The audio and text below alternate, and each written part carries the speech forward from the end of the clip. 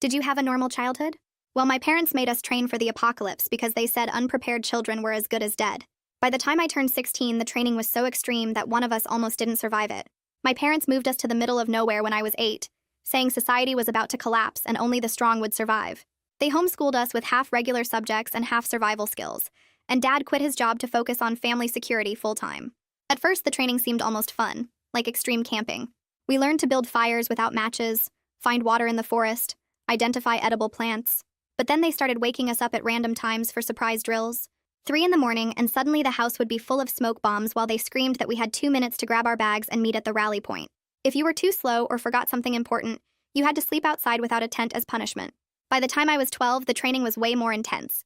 We had to run 5 miles every morning carrying 20-pound packs, even my 8-year-old sister Luna. If someone threw up or collapsed, we all had to start over. Dad would chase us through the woods playing the role of hostile survivors. And if he caught you, you had to do hundreds of push-ups until your arms gave out. Mom taught us hand-to-hand combat, but she didn't pull her punches with kids, and I lost a tooth when she demonstrated a defensive move too hard. The food situation was insane too because they said we needed to be ready for starvation conditions. We'd have normal meals for a week, then suddenly nothing but rice and beans for a month to toughen our systems. Sometimes they'd hide all the food and make us forage, competing against each other because only the fastest got to eat. My brother Gabe got so skinny his ribs showed, and Luna started hiding food in her room until Mom found it and made her eat rotten meat as punishment for hoarding. When I was 14, Dad announced that we weren't getting hard enough fast enough. He started something called Hell Week once a month where we had to survive in the woods with nothing but a knife. No shelter, no food, no water unless we found it ourselves. They'd drop us in different spots miles apart so we couldn't help each other. The first time, I drank bad water and got so sick I hallucinated. But when I crawled home, Dad just said disease resistance was crucial for survival. They made us fight each other with padding and headgear at first. But eventually, Dad said real combat didn't come with protection. My older brother Caleb broke my nose during a training bout, and Mom said it herself without painkillers because she said medical supplies wouldn't exist after society collapsed. When Luna cried about having to fight her siblings, they made her stand guard duty all night in freezing rain because emotional weakness would get the whole family killed in the new world. The weapons training started with paintball guns that left welts the size of tennis balls. Then Dad decided paint wasn't realistic enough, and switched to rubber rounds that could break skin. He built an obstacle course with barbed wire you had to crawl under while he shot at you, saying real enemies wouldn't aim high. Caleb's back looked like hamburger meat from getting caught on the wire while trying to move fast enough to avoid getting hit. The summer I turned 16, they announced the final test. Each of us would be hunted through the woods for 24 hours by Dad and his survivalist buddies. If we got caught, we failed the family and would be sent to live with weak relatives in the city. But first, they said, we had to prove we could handle interrogation. They tied Caleb to a chair and Dad's friend put a cloth over his face, pouring water over it while demanding he give up our safe house location. Caleb passed out twice before they stopped. When it was Luna's turn, something in me snapped. She was only 12 and already had scars covering her body from years of this insane training. I couldn't watch them torture her too. I told them I'd take her place, do her interrogation, and her hunt. Dad laughed and said that kind of weakness would get us all killed, that Luna needed to learn just like everyone else. That night, they separated us into different rooms to prepare for tomorrow's hunt. I could hear Luna crying through the walls and Gabe throwing up from fear. They'd turned us into child soldiers for a war that wasn't even happening, breaking our bodies and minds for their paranoid fantasy. I tried to get to Luna, but my door was locked from the outside. In the morning, they lined us up and handed us each a single water bottle and compass. Dad's friends were already in the woods, armed with rubber rounds and worse. He explained the rules one more time. Survive 24 hours without getting caught or become dead to the family forever. As they pointed us toward the tree line, I saw one of the men loading what looked like real ammunition, not the rubber kind. Dad saw me notice and smiled. Time to find out if all that training paid off, he said, checking his watch. You have a 5-minute head start. Run. I run. My legs pump hard toward the tree line and my heart slams against my ribs so loud I can barely hear anything else. The timer beeps behind me and I know those 5 minutes just started ticking down. But I'm not running away from them like they expect. I'm already mapping the terrain in my head and calculating where Luna would go based on her size and the routes Dad drilled into us. She'd pick the thicker brush to the north where her small body could slip through easier. I angle east first to throw them off and then I'll circle back. My lungs burn, but I push harder because Luna needs me and I won't let them hurt her. The promise forms in my mind without words, just a solid knowing that I'll do whatever it takes to keep my little sister alive. This stopped being about their insane tests the second I saw real bullets. This is about survival now. Real survival, not their twisted version of it. I hit the drainage ditch Dad taught us about during one of his endless terrain lessons and drop into it. The bottom is muddy and gross, but it hides my tracks perfectly. I move through the ditch heading east and my boots squelch in the muck, but I'm below the sight line now. My right leg aches from an old injury, some training exercise that went too far last year, but I ignore the pain and keep moving. I count my supplies in my head while I move. One water bottle clipped to my belt, compass in my pocket, knife strapped to my ankle, and 8 years of survival skills they beat into us that I'm now using against them. The irony hits me hard.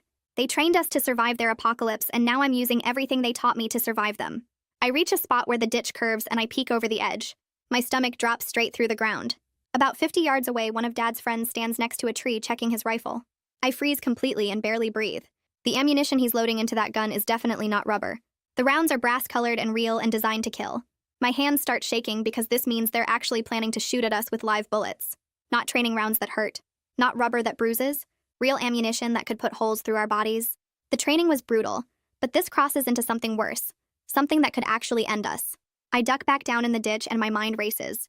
They're hunting their own kids with real guns. I press my back against the muddy wall and try to think. I know this terrain better than I know anything else because Dad made us memorize every hill and valley and dead space. Dead ground is what he called the low spots, where you can't be seen from higher positions. I use that knowledge now and stay low while I move. The fear should paralyze me, but instead it sharpens everything. Every sound gets louder. Every shadow gets clearer. I can feel my heartbeat in my throat, but my hands steady as I plan my next move. I scramble out of the ditch when I reach thick cover and grab a plastic bag that's caught in some bushes. Someone's old trash becomes my tool. I fill it with rocks and tie it shut with a vine. Then I hang it from a low branch about 20 feet off my actual path and rig it so the wind will make the rocks rattle against each other. The noise will draw attention away from where I'm really going. I grab a dead branch and drag it behind me as I walk backwards, creating footprints that lead toward my fake noisemaker. Dad taught us misdirection during one of his paranoid lessons about enemy tracking. He never thought we'd use it against him. I drop the branch and move silently in the opposite direction, stepping on rocks and roots to avoid leaving prints. My path takes me north now, looping back toward where Luna probably went. The gunshot cracks through the air so loud it feels like it splits the world open. Bark explodes off a pine tree 6 feet to my left, and I feel the splinters hit my arm like tiny knives. I drop flat on my face in the dirt and my whole body goes cold. That was real. That was an actual bullet. They're really shooting at us. The sound confirms everything I saw with that rifle. This isn't training anymore. This is attempted murder dressed up as a final test. I touch my arm, and my fingers come away bloody from where the wood splinters dug in. The pain is sharp but manageable. I stay flat for 30 seconds and listen. No footsteps coming closer. Whoever shot missed me and probably thinks they scared me into running. Instead, I crawl on my belly through the underbrush and head deeper into the trees. I'm moving too fast and not paying enough attention when I hit the old obstacle course area. My right calf catches on something and pain rips through my leg so bad I almost scream. Rusted barbed wire that Dad strung up years ago for crawling drills tears through my jeans and into my skin. The gash is deep and immediate. Blood soaks my pant leg warm and wet. I bite down hard on my own hand to keep from making noise. The taste of my skin and the pain in my hand distracts from my leg for just a second. I can't cry out. Can't give away my position. I reach down and feel the wire still caught in my calf. I have to pull my leg free and the barbs drag through muscle as they come out. Tears run down my face, but I don't make a sound. I wrap my hand around the wound and apply pressure like Mom taught us. The bleeding slows a little but doesn't stop. I rip a strip off my shirt and tie it tight around my calf. It'll have to be good enough. I remember something Dad made us memorize 2 years ago during one of his endless cash drills. There's a supply stash hidden under a rotted log about 100 yards from here. I limp toward it and find the log right where it should be. I roll it over carefully, and there's the old ammunition box Dad used for storage. Inside is an old family radio, the kind we used for communication drills. The batteries might be dead, but I take it anyway and shove it in my waistband. I roll the log back and scatter leaves over the disturbed ground. If I can get this radio working, maybe I can hear their communications. Maybe I can warn my siblings. Maybe it'll save our lives. I don't know yet, but having it feels like having a weapon. I move away from the cache and head north again, limping now, bleeding, but still moving toward where Luna needs me. I pull the radio from my waistband and turn the dial with shaking fingers until I find their frequency. The volume is barely a whisper, but I can still hear Dad's voice cutting through the static. He's talking to one of his friends and the words make my stomach twist. Teach them a lesson they won't forget, he says, and there's something in his tone that sounds almost excited. They need to understand what real survival means. The other man laughs and says something I can't quite catch, but Dad responds with, "Exactly, no more coddling." I press the radio against my ear and realize with cold certainty that this stopped being training the moment they loaded those rifles. They actually want to hurt us. They want us scared and bleeding and broken so we'll never question them again. I turn the volume down even more and clip the radio to my belt where I can monitor it without giving away my position. For just a second, I think about walking back to the tree line and surrendering. I could take whatever punishment they'd give me. Maybe they'd go easier on the others if one of us gave up right away. I picture myself stepping out with my hands raised, telling Dad I failed his test. accepting whatever comes next. But then I see Luna's face from this morning in my mind, the way her whole body was shaking when they tied Caleb to that chair, the scars covering her legs from years of their training. She's only 12 and she shouldn't have to be out here running from grown men with guns. I can't give up when she needs me. I won't. I push the thought of surrender down deep and keep moving through the trees. I'm cutting through a thick section of pine when I spot something that makes me freeze. There's a small black box mounted on a tree trunk about 8 feet up, one of the family's trail cameras. Dad installed dozens of them around the property years ago to monitor wildlife and track our movements during training exercises. This one is still blinking its little red light, which means it's recording. My hands start shaking as I realize what this means. Every person who walked past this camera in the last few hours got filmed. The hunters with their rifles, Dad giving orders, maybe even footage of them actually shooting at us. This could be proof. Real proof of what they're doing that no one could deny or explain away. I look around to make sure no one's watching, and then I start climbing. The bark is rough under my palms and my injured leg screams with every movement, but I keep going. When I reach the camera, I pop open the back panel the way Dad showed us during a maintenance lesson last year. The SD card slides out easily, and I hold it in my palm for a second. This tiny piece of plastic that might save our lives. I tuck it into my sports bra and snap the elastic tight. Even if they catch me and search my pockets, they won't find it there. Whatever happens now, there's evidence. Men hunting children with rifles, all recorded in perfect digital clarity. I climb back down and head northeast, moving fast despite the pain in my leg. I know Luna's patterns from years of training together. She always chooses dense cover over open ground. She moves slow and careful instead of fast and loud. If she's following her instincts, she'll pass through the area near the old creek bed where the brush grows thick enough to hide in. I find a spot where 3 large rocks form a natural shelter, and I cache half my remaining water there. I use a piece of chalk from my pocket to mark the largest rock with 3 dots arranged in a triangle. It's our secret sister code, something we made up when we were little and kept hidden from everyone else. 3 dots means safe, or from me, depending on context. Luna will know I left this for her. She'll know I'm trying to help even if I can't reach her directly. I cover the water bottle with leaves and moss so it's hidden but findable, then move on before anyone can spot me lingering. 20 yards later, I stop at a birch tree with smooth white bark. I pull out my knife and carve a small arrow pointing northeast toward the logging road. Below the arrow, I add our family code. 3 short lines that mean safe path. Dad created dozens of these codes for navigation and communication during training. He never thought we'd use them to escape from him. If any of my siblings find this mark, they'll understand. They'll know which direction leads away from danger. My hand is cramping by the time I finish, and I have to shake it out to get feeling back. The carved arrow looks obvious to me, but I'm hoping the hunters won't notice it, or won't understand what it means if they do. I hear heavy footsteps crashing through the brush behind me. Someone's coming fast and not bothering to be quiet about it. I drop into a crouch and grab a rock the size of my fist. My heart is pounding, so hard I can feel it in my throat. The footsteps get closer, and I can hear the person breathing hard from running. I wait until they're maybe 30 feet away, and then I throw the rock as hard as I can into the brush off to my left. It hits something solid with a loud crack, and the hunter immediately changes direction, crashing toward the noise like I knew he would. I slip away to the right while he's distracted, moving fast on the balls of my feet the way Mom taught us. The misdirection buys me maybe 2 minutes before he figures out the trick, but 2 minutes is enough to put distance between us. Through a gap in the trees, I catch a glimpse of movement and my breath catches. It's Gabe. He's maybe 40 yards away, moving with a bad limp that means he's hurt. His shirt is torn and I can see blood on his arm even from this distance. Every instinct screams at me to go to him, to help him, but I can't. If I call out, the hunters will hear. If I run to him, I'll give away both our positions. The best thing I can do for him is leave a warning he'll recognize. I break 3 leaves off a low branch and arrange them in a specific pattern on the ground, points all facing down. It's another one of Dad's codes, this one meaning danger close, stay hidden. Gabe will see it and understand. I watch him disappear into the trees and force myself to keep moving in the opposite direction. Cold rain starts falling and within minutes I'm soaked through. My teeth start chattering and I can feel my core temperature dropping. Hypothermia is a real danger now. Maybe more dangerous than the hunters. I know I need heat, but building a fire is risky. The smoke will give away my location to anyone within a half mile. But if I don't warm up soon, I won't be able to move well enough to evade them anyway. I find a rock overhang that provides some shelter from the rain and gather dry tinder from underneath where it's protected. Mom taught us this method years ago, building a tiny fire that produces more heat than smoke. I arrange the tinder carefully under the overhang and use my knife to strike sparks off a piece of flint from my pocket. It takes 6 tries, but finally the tinder catches. I feed it carefully with small dry twigs, keeping the flame small and hot.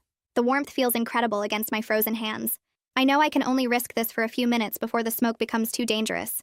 But those few minutes might be the difference between keeping my ability to think clearly and losing it to the cold. I'm about to put out the fire when I hear someone moving nearby. Really nearby. Close enough that I can smell his sweat mixing with the rain. My whole body goes rigid. One of the hunters steps into view maybe 10 feet away and his eyes lock on me. For a split second, we both freeze. Then he lunges forward and grabs my jacket with both hands. The training kicks in automatically. The wrist break escape Dad drilled into us hundreds of times until it became muscle memory. I twist my body hard to the right while bringing my arm up and over his grip, breaking his hold. But he doesn't let go fast enough and I hear something crack in his hand. He screams in pain and stumbles backward. I stare at him for a second, horrified. I actually hurt someone. I broke something in his hand. The sound of it cracking replays in my head and I feel sick. He was trying to catch me, but I never wanted to actually hurt anyone. The man is cradling his hand against his chest and cursing, his face twisted in pain. I should run, but I'm frozen, watching what my training made me capable of doing to another person. Then he reaches for his rifle with his good hand, and survival instinct finally kicks in. I turn and sprint into the trees, leaving him behind with his broken hand and his anger, my stomach still churning with guilt and fear. I duck behind a fallen tree to catch my breath, and that's when I see Dad standing maybe 50 yards away with one of his buddies. They're both laughing, and Dad slaps the other guy on the back while saying something I can't quite hear. The buddy nods and grins, and Dad points toward the east where I know Luna ran. My chest gets tight watching them joke around like this is some fun weekend activity instead of hunting their own kids with real bullets. Dad checks his watch and says something else that makes them both laugh harder. I press my hand against the rough bark of the fallen tree and feel something inside me crack apart. Not break exactly, but shift into a new shape that I know won't ever fit back together the way it was before. These are the people who were supposed to protect us, and instead they turned us into targets for their sick game. I force myself to look away and keep moving because watching them enjoy this will only make me freeze up when I need to run.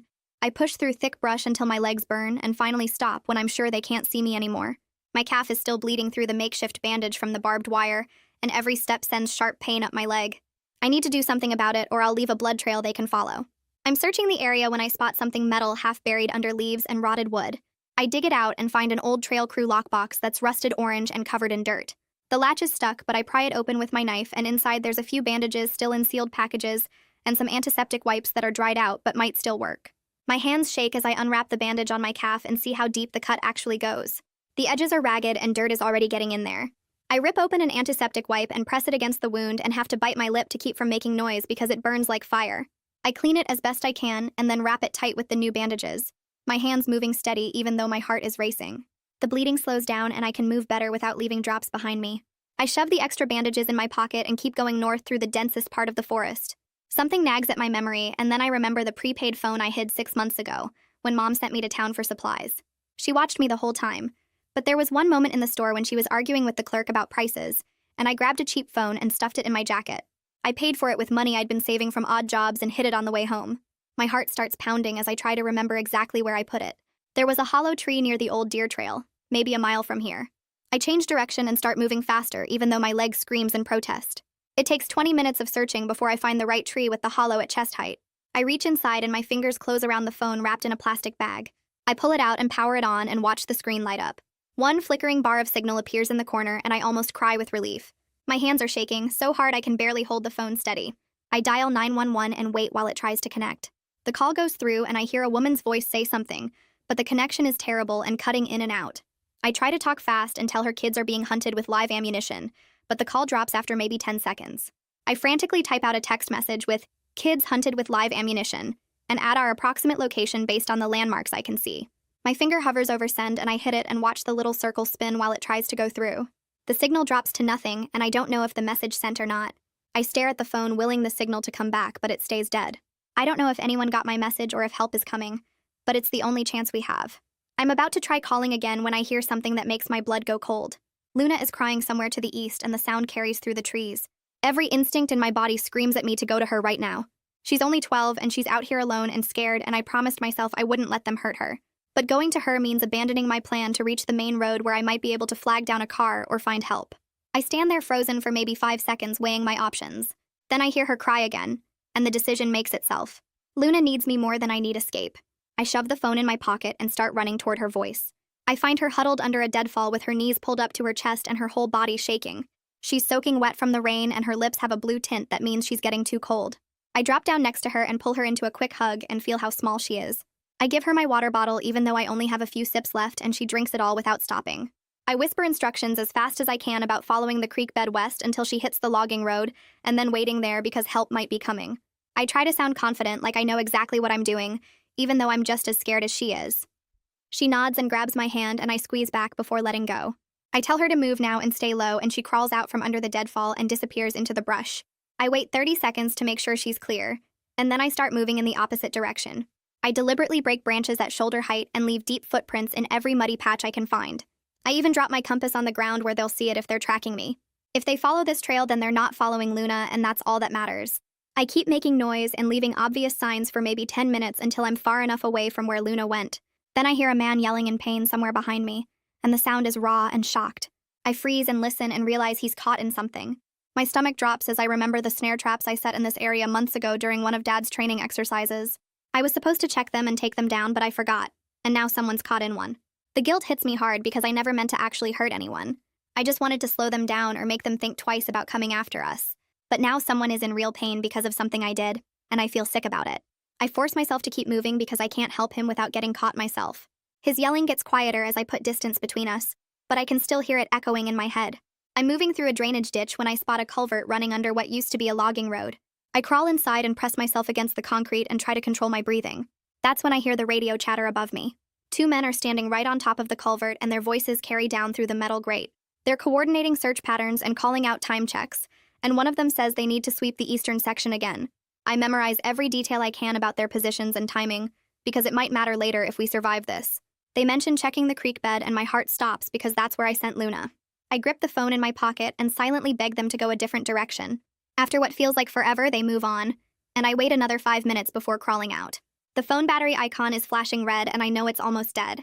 I power it down completely to preserve whatever charge is left, because those 911 text logs are the only proof of what's happening out here. If anyone ever needs evidence of what our parents did to us, then that phone has it saved. The evidence matters even if I don't make it out of these woods alive. I crawl out of the culvert, and the rain hits my face hard enough to sting. Through the gray sheets of water, I can barely make out the old logging road about 200 yards away. A truck moves slowly along it, and the sight makes my chest tight because this might be our only chance. I push up from the mud and start running toward the road with no cover and no plan except getting help right now. My legs burn, and the gash on my calf tears open wider with each step, but I keep going. The truck is getting farther away, and I wave my arms over my head and scream, even though the rain probably swallows the sound. The brake lights flash red, and the truck slows down, and I run even harder. I reach the edge of the road just as the driver rolls down his window, and his eyes go wide when he sees me. I know I look bad with mud covering my clothes and blood running down my leg, and my hair plastered to my face. He opens his mouth to say something, but I cut him off and point back at the woods. I tell him men are hunting kids with guns in those woods, and my voice comes out shaky but clear. His face changes from confused to angry in about 2 seconds, and he pulls out his phone. He tells me to get in the truck, but I shake my head because I need to do something first. He's already dialing 911 and talking fast while I back away from the truck. I hear him say something about armed men and children in danger, and the words make it feel more real. I run back toward the culvert area because the phone and SD card are still there, and I need to hide them better. My hands shake as I dig under the concrete edge and find the phone where I left it. I look around for a rock formation that I'll remember and spot 3 boulders stacked in a weird way about 30 feet from the culvert. I shove the phone and SD card deep into a crack between the bottom 2 rocks and cover it with smaller stones and dead leaves. If they catch me now, at least the evidence stays safe and someone will find it eventually. I turn to head back to the truck and almost trip over Gabe crouched in the brush. His face is pale and his hands are shaking, and there's a cut above his eye that's still bleeding. I grab his arm and tell him to come with me right now because help is coming and we can get out of here. He pulls away and shakes his head hard. He says he can't fail the family by giving up, and the words sound like they came straight from Dad's mouth. And I want to scream at him that this isn't about passing some test, but I keep my voice low. I tell him the family already failed us by doing this, and going to live with relatives isn't failure. I tell him it's escape from people who hurt us on purpose. His eyes flicker with something that might be doubt, but he still won't move. I can see him fighting with himself, and I wish I had more time to convince him. Voices drift through the trees, and they're getting closer fast. I make a choice in about half a second and shove Gabe hard toward the road. He stumbles forward and catches himself, and I pray he keeps going that direction. I run the opposite way and make as much noise as I can so they follow me instead of him. Branches slap my face and thorns tear at my arms, but I push through. A gunshot cracks behind me, and I hear the bullet hit rock somewhere to my left. Stone chips spray against my back and sting through my wet shirt. My lungs feel like they're on fire, but I keep running because stopping means getting caught or shot. I use every trick Dad taught us about moving through terrain and cut through a section I know has thick brush that slows people down. I can hear someone crashing through behind me, but they're not as fast because they don't know this area like I do. I circle back using a dry creek bed that's hidden by overhanging trees. My breath comes in hard gasps and my leg is screaming, but I force myself to keep moving. Through a gap in the trees, I see Dad and my whole body goes cold. He's got Luna by the arm and his fingers are digging in hard enough that I can see white marks on her skin. She's trying to sit down and he yanks her up rough. His face is red and angry and he's saying something I can't hear from this distance. Luna's leg gives out and she starts to drop again. Dad pulls his hand back and hits her leg hard with his open palm. The sound carries across the space between us and Luna cries out. Something hot and sharp fills my chest, and it's different from any feeling I've had before. I stay hidden in the brush and force myself to watch instead of running out there. I look at the sun position through the rain clouds and figure it's around 2 in the afternoon. I memorize the exact spot where they're standing near 3 pine trees that form a triangle. I listen to every word Dad says about her being weak and useless, and how she's going to get the whole family killed. I watch him strike her leg again when she can't stand up fast enough. My hands curl into fists so tight my nails cut into my palms. I'm making a record in my head of every single detail because someone is going to listen to us eventually, and when they do, I'll remember all of this. The sound starts far away but gets louder fast. That rising and falling wail of sirens cutting through the rain and trees. Dad's head snaps up and I see his whole face change from angry to something else. Something closer to afraid. The men with rifles freeze where they're standing and one of them starts talking fast into a radio.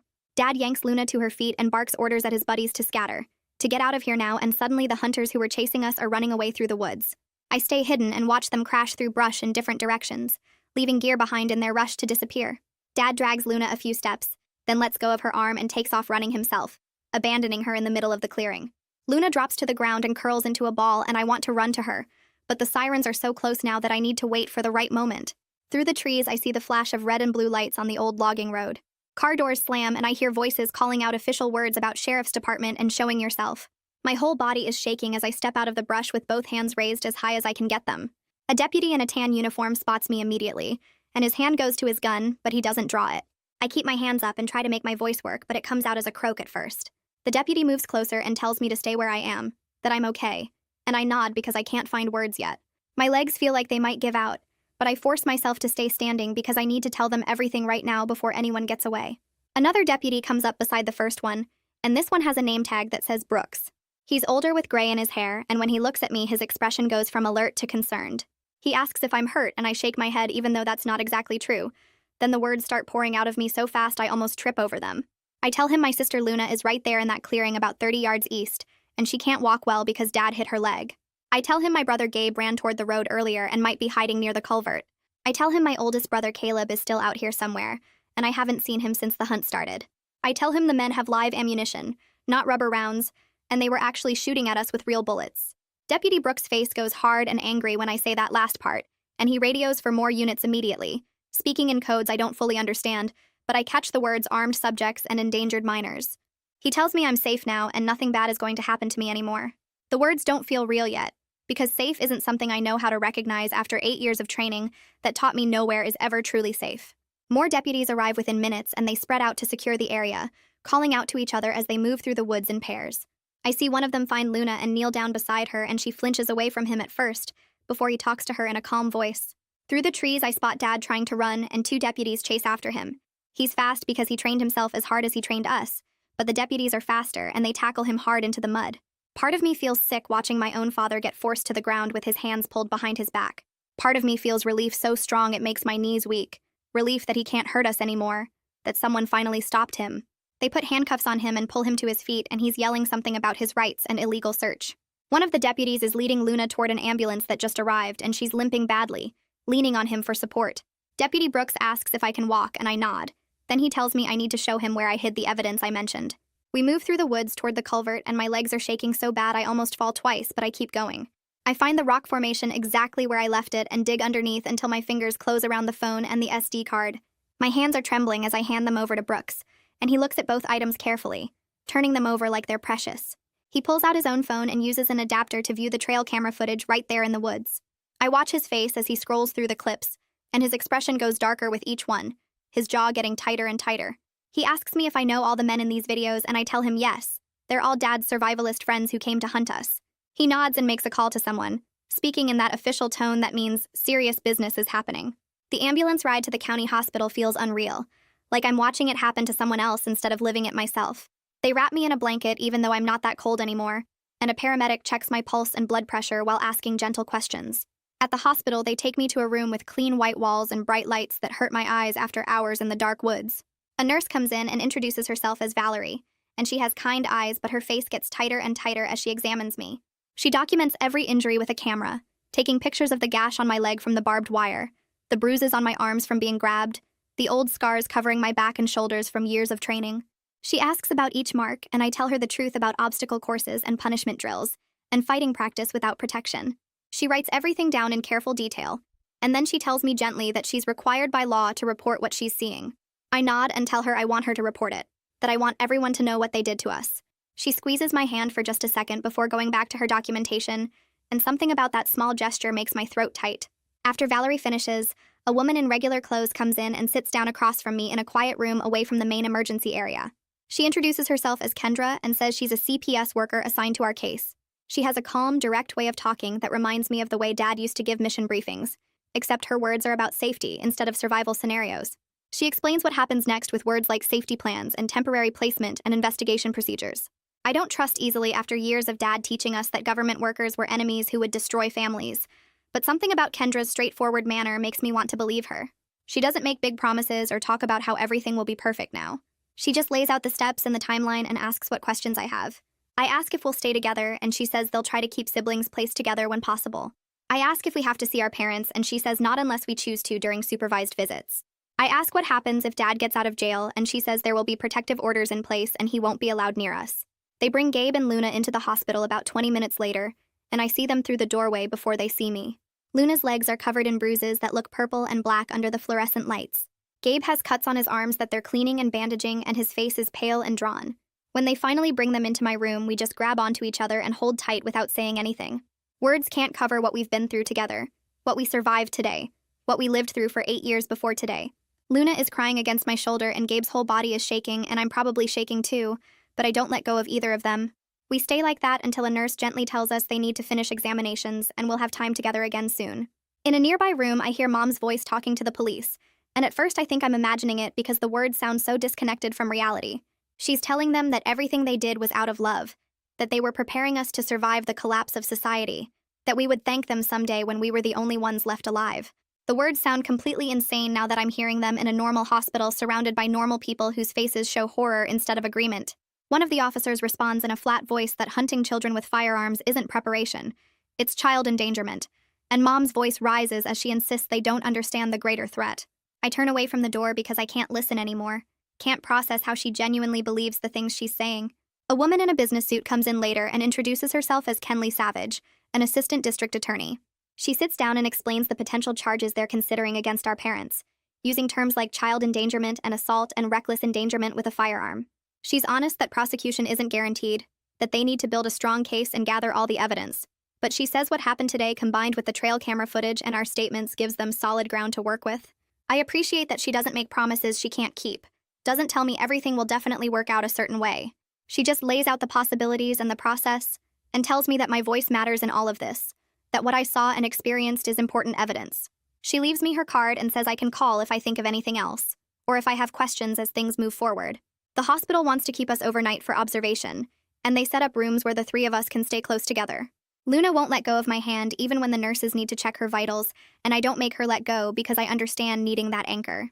Gabe sits on the edge of his bed staring at nothing, and I recognize that look, that processing shock that comes after adrenaline fades. Someone brings us food from the cafeteria, and it's just regular hospital food, nothing special, but we eat it slowly like we're afraid it might disappear. For the first time in 8 years, no one is timing how fast we eat or making us compete for portions, or punishing us for taking too much. The simple act of eating without fear feels strange and overwhelming, and I have to put my fork down twice to steady my breathing. That same night, Kendra takes us to a courthouse where a judge is waiting even though it's almost 10 o'clock. The judge is an older woman with gray hair, and she looks at the three of us sitting in a row and asks if we understand what's happening.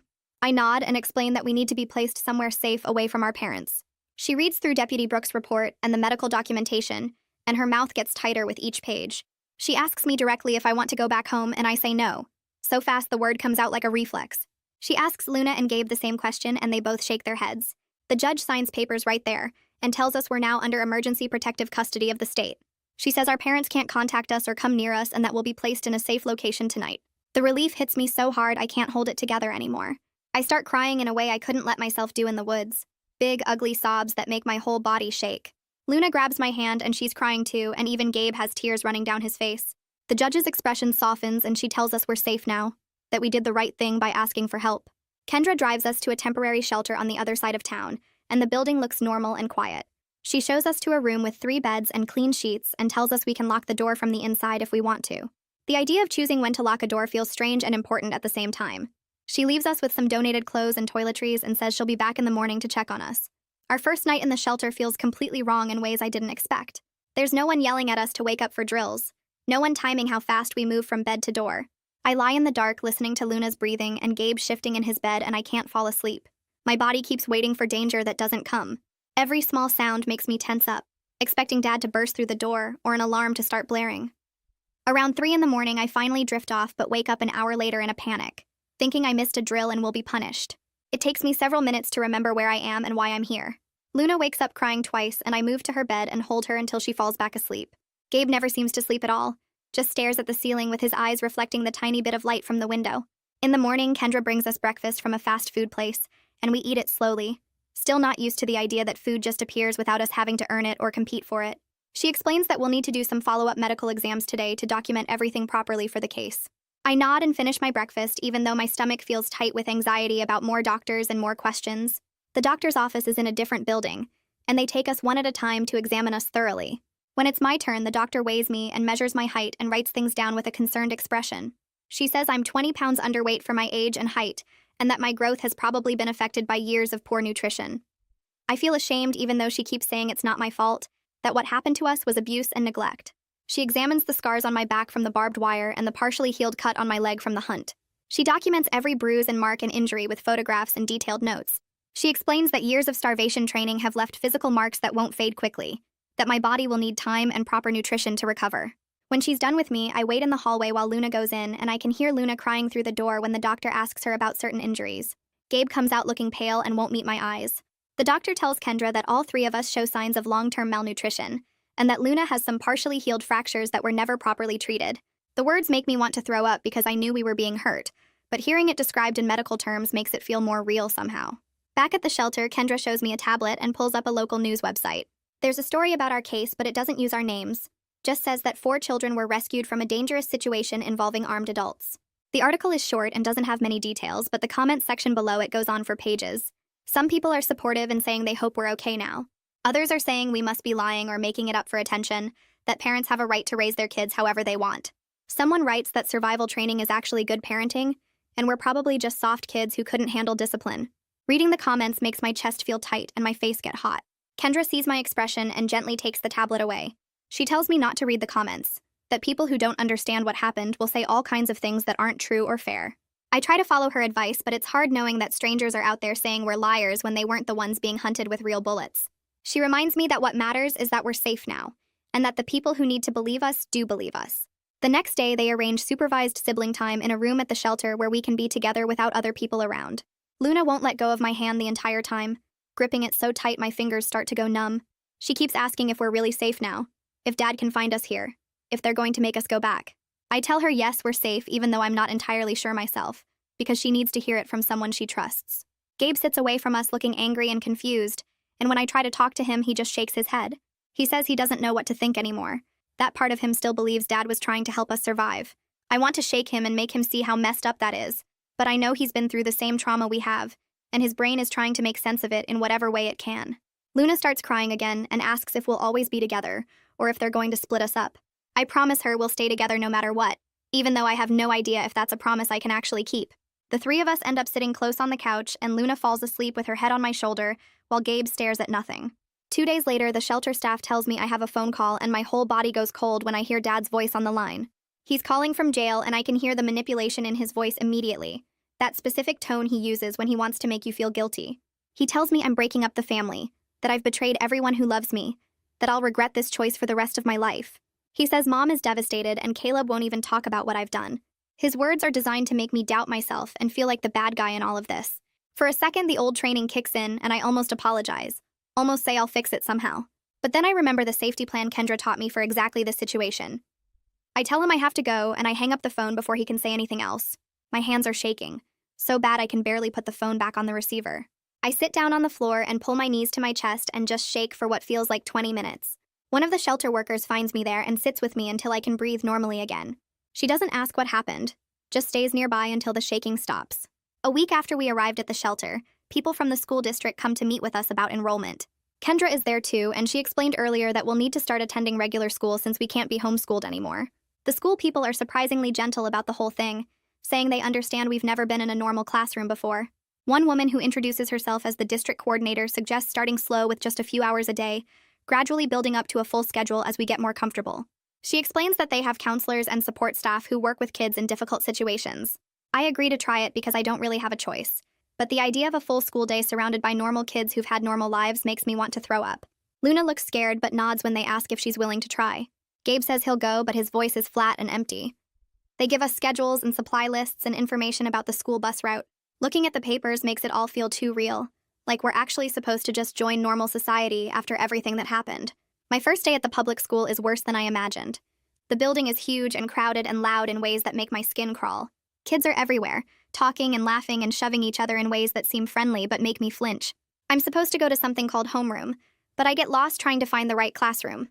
The hallway gets more crowded as the bell gets closer, and suddenly I can't breathe right. My vision starts to narrow and my heart is pounding so hard it hurts. I end up crouched against a wall with my hands over my ears trying to make everything stop. The school counselor finds me there and she doesn't touch me or crowd me, just sits down nearby and starts talking in a calm voice. She coaches me through a grounding technique, asking me to name 5 things I can see, 4 things I can touch, 3 things I can hear. I use the breathing exercises she teaches me and actually manage to calm down after a few minutes. It feels like a small victory that I didn't completely fall apart, that I used a technique and it worked. She walks me to my first class and tells the teacher I had a rough start, but I'm okay now. The other kids stare at me when I walk in late, but I keep my head down and find an empty seat. 3 weeks later, there's a preliminary court hearing where I have to testify about what happened during the hunt. Kendra prepared me for this, but actually sitting in the courtroom with Dad and Mom on the other side is harder than I expected. The prosecutor asks me questions about the training and the hunt and the guns, and I answer as honestly as I can. My voice shakes, but I keep going, forcing the words out even when they feel stuck in my throat. I look at the judge instead of at Dad because if I look at him, I'll lose my nerve completely. I tell the truth about the guns and the fear and the years of training that got more and more extreme. I describe the waterboarding and the starvation and the injuries that never got proper medical care. Dad's lawyer tries to make it sound like everything was normal parenting and survival education, but I don't let him twist my words. I say clearly that we were being hunted with live ammunition by grown men, and that I thought we were going to die. When I'm done testifying, my legs feel like they might give out, but I make it back to my seat next to Kendra. The judge listens to all the testimony and looks at the evidence, including the trail camera footage and the medical reports. She grants an extended protective order that will last for months while the criminal case moves forward. She sets a timeline for further proceedings and orders our parents to undergo psychological evaluations before any decisions are made about their parental rights. She also orders that we continue to have no contact with them, except through supervised visits if we choose to have them, which none of us want right now. It's not over, but it's progress. Real progress that means we're staying safe and away from them. I'll take any progress I can get at this point. Kendra drives us back to the shelter and tells us we did well today, that speaking up was brave and important. I don't feel brave, just exhausted and shaky, but I managed to get through it without falling apart. That night, Luna sleeps in my bed again, and I lie awake thinking about how many more court dates and evaluations and decisions are still ahead of us. The process is long and complicated and scary, but at least we're not in the woods being hunted anymore.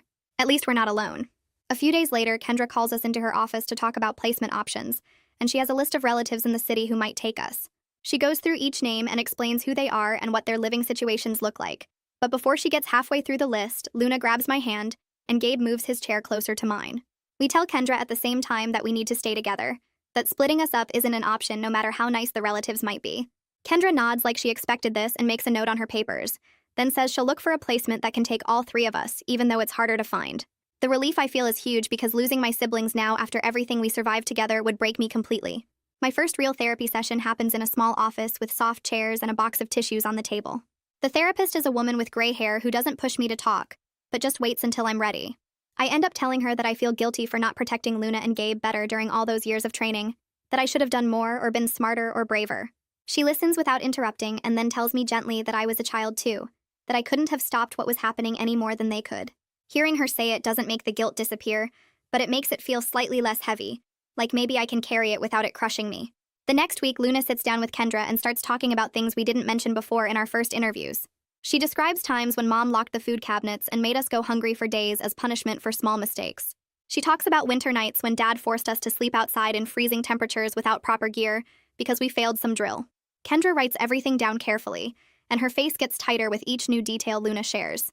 Each thing Luna says out loud makes it more real and harder to deny, and I can see it's painful for her to remember, but she keeps going because she knows it matters for the case. Kendra updates all the files and tells Luna she's brave for speaking up, and Luna cries a little but seems lighter afterward, like the secrets were weighing her down.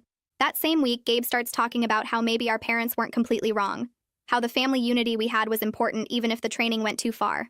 I get so mad at him that I actually yell, asking how he can defend people who nearly killed us.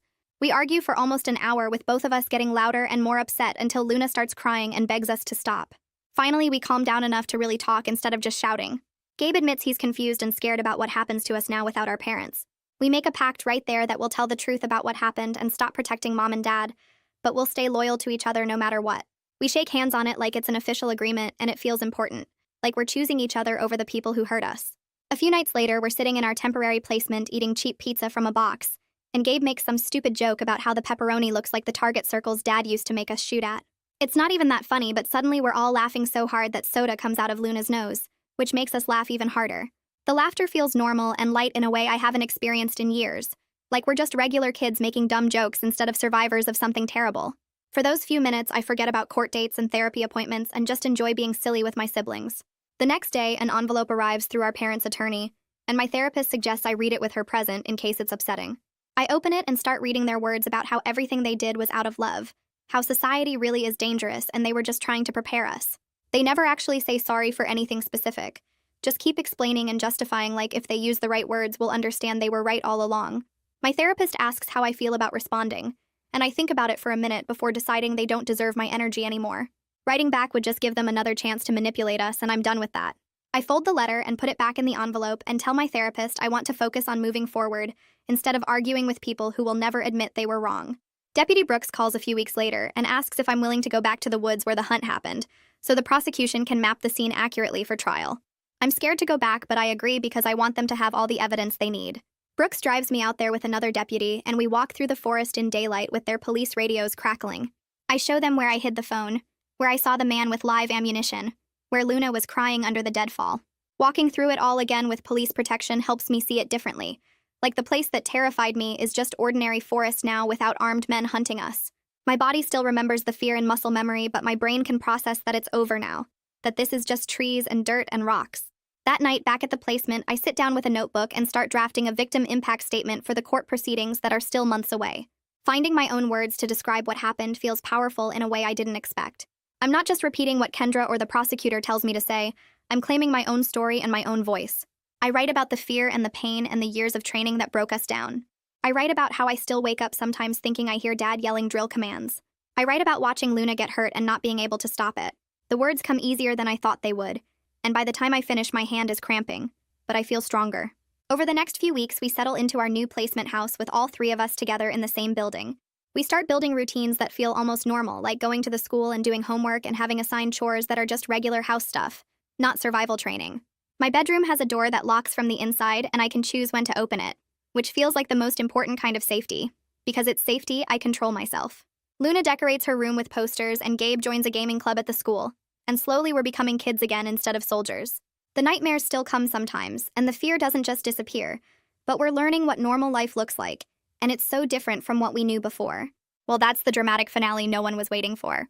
If you're still watching, you've either got great taste or really low standards. Either way, I'm not judging. Go ahead and subscribe. Let's make this mistake together.